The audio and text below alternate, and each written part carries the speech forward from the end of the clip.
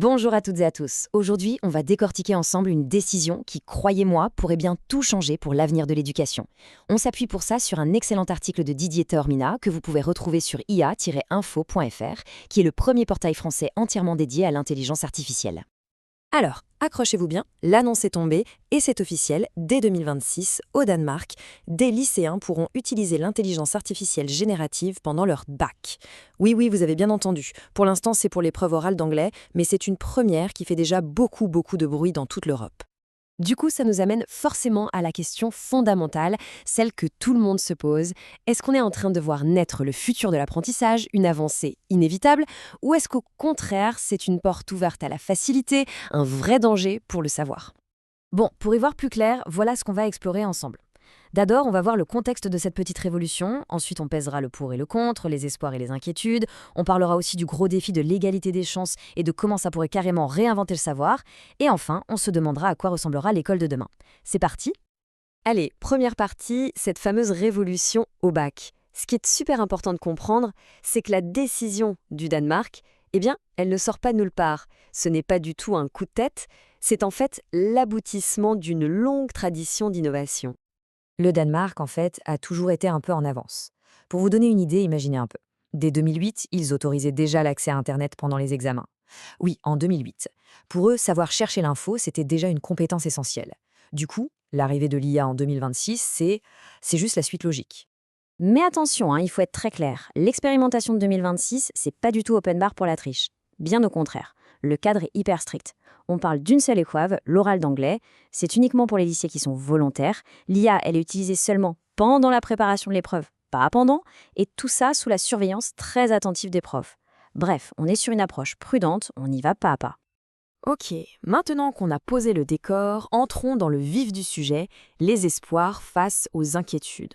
Parce que, évidemment, une telle décision, ça ne laisse personne indifférent et ça divise énormément dans le monde de l'éducation. Alors, on a vraiment deux camps qui s'affrontent. D'un côté, les pour disent « Mais attendez, c'est génial, ça va préparer les jeunes au monde du travail où l'IA est partout, et puis ça peut vraiment aider ceux qui ont des difficultés à organiser leurs idées. » Et de l'autre côté, les contre lèvent les yeux au ciel et disent « Attention, c'est la porte ouverte à la triche, à la standardisation des idées, fini l'effort personnel, fini la créativité. » Le vrai risque, c'est que l'élève ne réfléchisse plus par lui-même. Et le ministre danois de l'Éducation, lui, il est très clair là-dessus. Sa philosophie, c'est que l'école ne peut pas être une bulle déconnectée de la réalité. Pour lui, interdire l'IA à l'école, ce serait comme préparer des marins sans jamais leur montrer la mer. Ça n'a pas de sens. L'école doit préparer au monde tel qu'il est, un monde à la fois analogique et numérique. D'accord, mais au-delà du débat pédagogique, il y a une autre question, une question sociale hyper importante qui se pose. Est-ce que l'IA est vraiment un outil pour tous? C'est le grand défi de l'équité. Parce que, soyons honnêtes, le Danemark, c'est un pays où quasiment tout le monde a accès aux dernières technologies. Mais si on transpose ça dans d'autres pays, eh bien, l'IA pourrait devenir un nouveau facteur d'inégalité, et un facteur puissant. On risque de créer une école à deux vitesses, d'un côté ceux qui ont les outils et qui savent s'en servir, et de l'autre, tous les autres. C'est la fameuse fracture numérique qui revient en force, mais en version 2.0. Et là, on arrive vraiment au cœur du réacteur, si je puis dire. C'est le moment où l'on doit carrément réinventer le savoir. Parce que l'IA, ça ne change pas juste la manière d'évaluer, ça change tout. Ça change les compétences qu'on attend des élèves. En fait, on assiste à un basculement complet. Le modèle d'avant, c'était simple. Tu mémorises et tu récites. Le par cœur était roi. Aujourd'hui, avec une IA qui sait tout, ou presque, le jeu change. La compétence clé, ce n'est plus de connaître la réponse, mais de savoir poser la bonne question à la machine, de savoir critiquer ce qu'elle nous donne et de l'utiliser intelligemment. Et c'est ça qui est vraiment passionnant, je trouve. C'est que l'IA, paradoxalement, nous force à devenir plus humains. Des qualités comme l'esprit critique, la créativité, le discernement, tout ça devient absolument central. La vraie question, ce n'est plus « qu'est-ce que tu as dans la tête ?», mais plutôt « comment tu te sers de ta tête pour dialoguer avec la machine ?» Tout ça nous amène à notre dernière partie.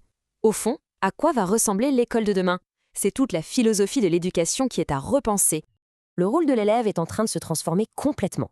Fini les temps où il était un sorte de vase qu'on remplit de connaissances. Aujourd'hui, l'élève doit devenir un acteur. Quelqu'un qui dialogue avec la machine, qui la challenge, qui la conteste même. Le but, c'est de l'utiliser comme un copilote surpuissant, mais c'est l'élève qui doit rester aux commandes. Il est le pilote, pas le passager.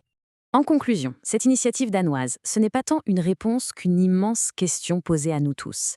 La vraie question, ce n'est plus de savoir s'il faut ou non utiliser l'IA. Elle est là.